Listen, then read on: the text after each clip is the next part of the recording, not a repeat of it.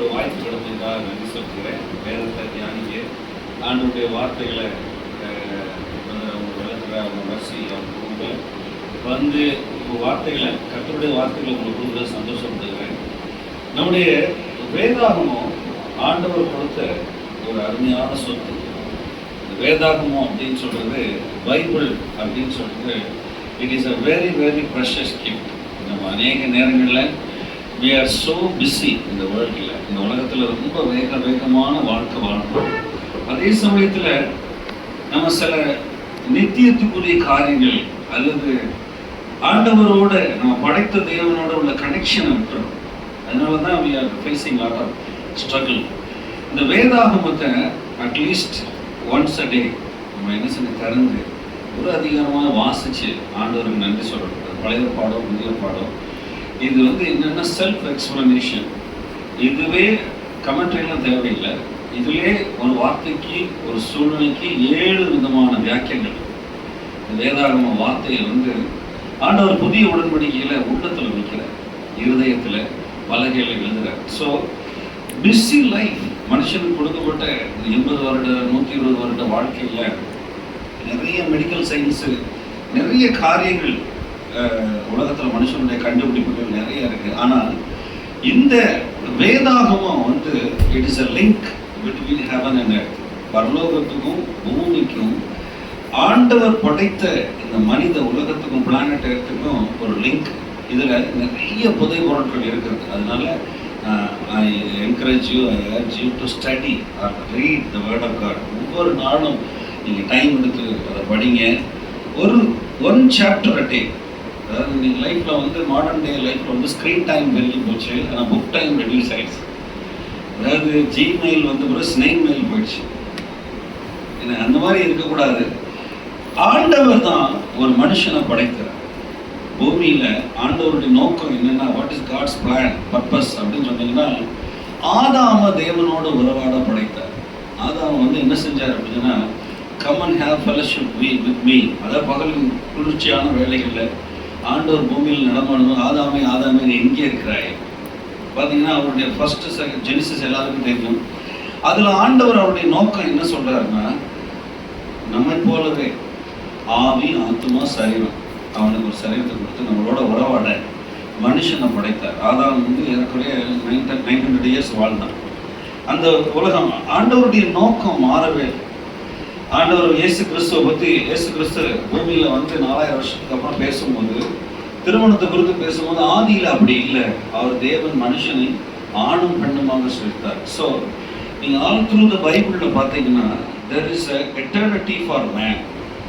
நீங்கள் பிரசங்கி புஸ்தகத்தில் 3:16 சொல்லியிருக்கு, அவர் உள்ளத்திலே அவர் நித்தியத்தை படைத்தார். Eternity is placed in the man's heart. நித்தியத்தை ஆண்டவர் உள்ள வச்சார். அதாவது மனுஷனுடைய ஆவி ஆத்மா அழியவே அழியாது. பூமியில் ஆவிகளின் பிதா கர்த்தர் உண்டாக்குனாரு. ரெஸ்டோரேஷன் பண்ணுறதுக்கு தான் இயேசு கிறிஸ்து வந்தார். அதாவது நல்லா கவனிங்க, 2 ராஜ்யம் தான், 2 கிங்டம் தான். ஒன்று கிங்டம் ஆஃப் டார்க்னஸ், ஒன்று கிங்டம் ஆஃப் லைட். நீங்கள் எதில் இருக்கீங்கன்னு சொல்லி நீங்கள் டிசைட் பண்ணுங்க. நீங்கள் தான் தீர்மானிக்கணும். மனுஷனை அவருடைய சாயலாக, அவருடைய ரூபமாக அவன் பரலோகம் வரணும், அவன் உறவாடணும். அவன் என்ன போலவே சன்ஸ் ஆஃப் காட், அவன் புத்திர சுவிகாரத்தில் படைச்சான். அதுக்கு தான் இயேசு கிறிஸ்து பூமியில் வந்தார். இந்த 2 ராஜ்யத்தில் ஆண்டவராகிய இயேசு கிறிஸ்து நமக்கு ஒரு பஸ்காவா பூமியில் வந்ததுனால அவரை விசுவாசித்து அவர் ரத்தத்தில் நீங்கள் கழுவப்பட்டு பாவங்கள் மன்னிக்கப்பட்டுச்சுன்னா, நியாயப்பிரமாணத்தின் முடிவாய் விசுவாச பிரமாணத்தில் நீங்கள் கடவுளுக்குள்ளே வந்துடுவீங்க.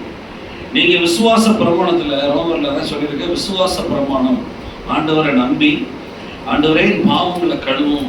இயேசு கிறிஸ்துட்ட வந்த உடனே எவருடைய பாவங்களை அவர் எண்ணாதிருக்கிறாரோ, எவருடைய அக்கிரமங்களை மன்னிக்கிறாரோ, வீரர்களெல்லாம் நினையாதிருக்க அவன் பாக்கியவான். நீங்கள் ஆண்டவர்கிட்ட வந்துட்டீங்க. சரி, இப்போ உங்கள் உள்ளத்தில் நித்தியத்தை கர்த்தர் வைத்திருக்கிறார். ஆண்டவர் பூமியில் இருக்கும்போது he has shown a glimpse, அதாவது சின்ன சின்ன காரியங்களை காட்டினார். நீங்கள் வீட்டில் போய் வாசித்து பாருங்கள். எனக்கு நேரம் சுருக்கமாக இருக்குன்னா சில மேற்கோள்களை காட்டி உங்களுக்கு சில இதை கொடுக்குறேன். மத்தேயு 17ஆம் அதிகாரத்தில் இயேசு கிறிஸ்து தனக்கு நெருக்கமான 3 சீஷர்களை கூட்டிட்டு அவர் பரலோகம் காண்பிக்க அவர் ஆசைப்பட்டார். He wants to show the the transformation. அதாவது ஆண்டவர் பரலோகம் ஒன்று இருக்கு, அங்க ஒரு மனிதர்கள் இருக்கிறாங்க, அங்க வந்து ஒரு கேட்வே இருக்கு, அந்த இடத்துக்கு நம்ம போகலாம். நான் வந்து பரலோகத்திலிருந்து பூமிக்கு வந்தேன், பரலோகத்திலிருந்து இறங்கினவர் அவர். இயேசு கிறிஸ்து தேவகுமாரன் விசுவாசிக்கிறீங்களா? இயேசு கிறிஸ்து தான் தேவகுமாரன். அதாவது சுருக்கமாக நான் சொல்றேன், புதிய ஏற்பாடு நீங்க படிக்கும்போது குமாரனை போல அன்புலையும் கிருபையும் விசுவாசத்தில் நீங்க வாழ பழகிட்டுனா eternity is fulfilled in your life. அவரு தனக்கு 12 சீஷர்களை தேர்ந்தெடுத்தார். ஆனா செலக்டடா பேதுரு, யாக்கோபு, யோவானை மட்டும் கூட்டிட்டு ஒரு மறுரூபமனையில ஜெபிக்கிற இடத்துக்கு போய் மறுரூபமனை அங்க போன உடனே 2 பேரை கேரக்டர் வந்தாங்க. பாத்தீங்கன்னா மோசே நியாயப்பிரமாணம், அவர் சீன் வனாந்திரத்தில் வாங்கினவர் 10 கற்பனைகளை, இஸ்ரேல் ஜனங்களை 40 லட்சம் பேர் நடத்தினவர், அவர் அங்கே காட்சி அளிக்கிறாரு. பாகால் தீர்க்கதரிசிகளை கொன்ன அந்த இடத்துல அக்கினி இறக்குன அந்த தீர்க்கதரிசிகளுக்கு ரெப்ரசன்டேட்டிவா அங்க எலியா வந்து நிற்கிறாங்க, 2 பேர் வந்து நிற்கிறாங்க. இவங்க பார்த்த உடனே தே ஆர் ஷாக். நம்ம எல்லாரும் கனவெல்லாம் வருதா இல்லையா, சொப்பனம்லாம் வருதா வரலையா? சொப்பனம் வருது, ஆத்துமால ஆண்டவர் பேசுற one of the way of God talking to you. நீங்க எவ்வளவுக்கு எவ்வளவு உங்களை வந்து விசுவாசத்திலையும் அன்புலையும் கிருபையிலையும் அமிழ்த்துக்கிறீங்களோ சொப்பனத்துல பேசுவார் ஆண்டவர். இந்த மாதிரி இந்த டிரான்ஸ்பிகரேஷன் அப்படின்னு சொல்லி மறுரூபமானாங்க, இங்கதான் இருக்கிறாங்க. சடனா 2 பேர் தோன்றாங்க. அந்த தோன்றும் பொழுது there is eternity, ஒரு நித்தியம் இருக்கிறது.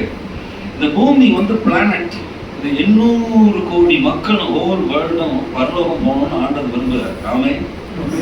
பாருங்க, அடிக்கடி ரெய்னார்ட் பாங்கே, நான் பைபிள் காலேஜ் படிக்கிற காலங்கள்லாம் அடிக்கடி is a father of Africa.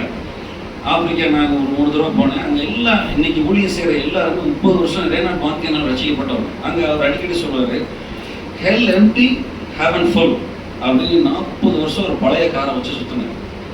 அவருடைய மோட்டிவே என்ன அப்படின்னா ஹெல் எம்டி ஹெவன் ஃபுல் அப்படின்னு சொன்னா ஊழியர் செஞ்சார். அவர் ஒரு ரொம்ப சிம்பிளஸ்ட் மேன். இந்த நாட்கள்ல நீ உலகத்தை எல்லா மனிதர்களையும் கிருபையில பார்த்தீங்கன்னா God wants everyone to be a sons of God. எல்லாரும் நீங்க கர்த்தருடைய சுபாவம், அதாவது புத்திர சுவிகாரத்துல வாழணும் அப்படின்னு விரும்புறாரு. அதுதான் ஆண்டவருடைய நோக்கம். ஆண்டவர் நோக்கத்துல மாறவே இல்லை. இப்ப நான் ஒரு சிம்பிள் கால்குலேஷன் சொல்றேன். ஆதாம ஆண்டவர் படைச்சதுல இருந்து ஆபிரகாம் வரைக்கும் ஜஸ்ட் ஒரு 12 அதிகாரம் தான் இருக்கு. 2000 வருஷம். எத்தனை வருஷம் சொல்லுங்க?